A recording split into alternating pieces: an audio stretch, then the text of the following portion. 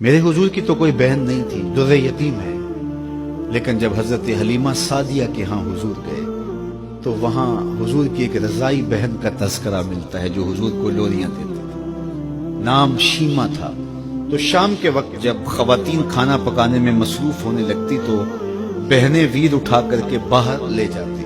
ہر بہن کا خیال یہ ہوتا کہ میرے ویر سے سونا زمانے میں کوئی نہیں۔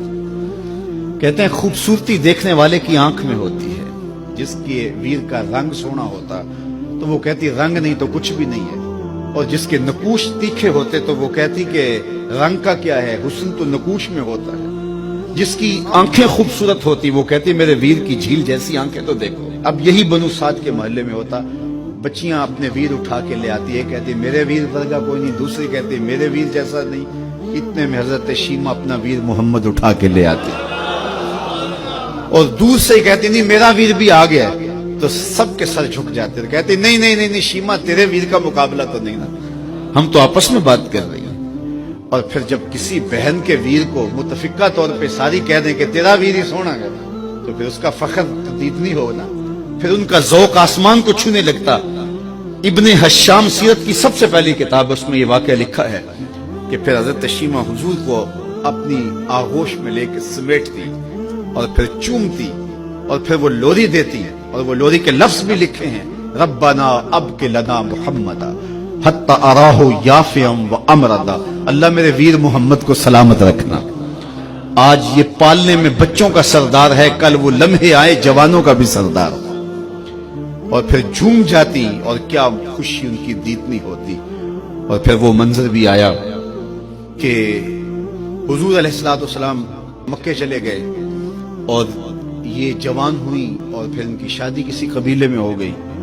آقا کریم نے اعلان نبوت کیا، 13 سال کا وقت کٹا اور پھر حضور مدینہ شریف چلے گئے۔ جب غزوات کا سلسلہ شروع ہوا تو جس قبیلے میں شیمہ کا نکاح ہوا تھا اس قبیلے میں مسلمانوں کے ساتھ ٹکراؤ ہوا تو اللہ نے مسلمانوں کو فتح عطا کر دی۔ تو اس قبیلے کے لوگ قیدی ہو کے حضور علیہ السلام کے غلاموں کے ہاتھوں گرفتار ہیں۔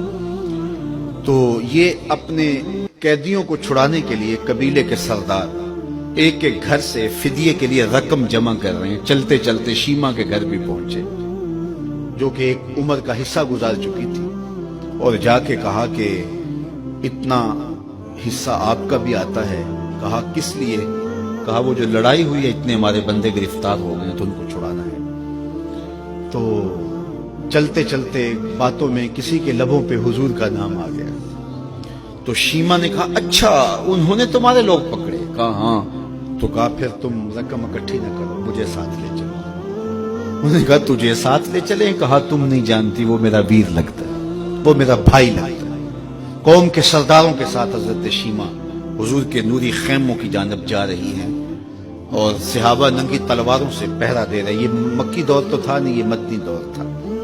اور شیمہ قوم کے سرداروں کے لے کے جب آگے بڑھنے لگی نا تو صحابہ نے تلواریں سونت دی، رک جا اے دیہاتی عورت، جانتے نہیں آگے پوچھا رسول ہے، آگے بغیر اذن کے جبریل بھی نہیں جا سکتے، تم کون ہو؟ تو شیمہ نے جو لفظ کہے وہ لفظ بولے، اس نے کہا خلو سبیلی وَعَلَمُوا أَنَا أُخْتُ نَبِيِّكُمْ، میری راہیں چھوڑ دو، تم جانتے نہیں میں تمہارے نبی کی باجی لگتی۔ تلواریں جھک گئیں، آنکھوں پر پلکوں کی چلمنے آ گئے، راستہ چھوڑ دیا۔ حضور کے خیمہ نوری میں داخل ہوئی تو حضور نے دیکھا، پہچان لیا، اٹھ کے کھڑے ہو گئے۔ فرمایا بہن کیسے آنا ہوا؟ آپ کے لوگوں نے ہمارے کچھ بندے پکڑے چھڑانے آئی۔ تو فرمایا بہن تو نے زحمت گوارا کیوں کی؟ تو پیغام بھیج دیتی میں یوں ہی چھوڑ دیتا، لیکن تم آ گئی ہو، اچھا ہوا ملاقات ہوئی۔ پھر حضور نے قیدیوں کو چھوڑنے کا اعلان کیا اور کچھ گھوڑے اور چند جوڑے حضرت شیمہ کو حضور نے تحفے کے طور پہ دیے۔ ویروں کے دروازے پر بہنیں آئیں تو ویر خالی تو موڑا نہیں کرتے، تو حضور نے بہت کچھ عطا کیا اور پھر رخصت کرنے خیمے سے باہر آئے تو صحابہ کی جماعت منتظر تھی۔ فرمایا صحابہ جب میں قیدی چھوڑا کرتا ہوں میری عادت تمہیں معلوم ہے کہ میں پہلے تم سے مشاورت کیا کرتا ہوں، آج ایسا موقع آیا کہ میں تم سے مشاورت بھی نہیں کی اور قیدی بھی چھوڑ دیے۔ کہا جو چاہیں آپ کریں لیکن کیوں مشاورت نہیں فرمائی حضور؟ اگر ارشاد فرما دیں تو فرمایا اس لیے کہ میرے دروازے پہ میری بہن آ گئی تھی۔ کوئی لاؤ تو صحیح زمانے میں ایسا، کوئی لاؤ تو صحیح زمانے میں یہ جمال اور یہ حسن اور یہ کمال رکھنے والا، تو پھر کیوں نہ ہم اپنی ساری زندگی اس آقا کے نام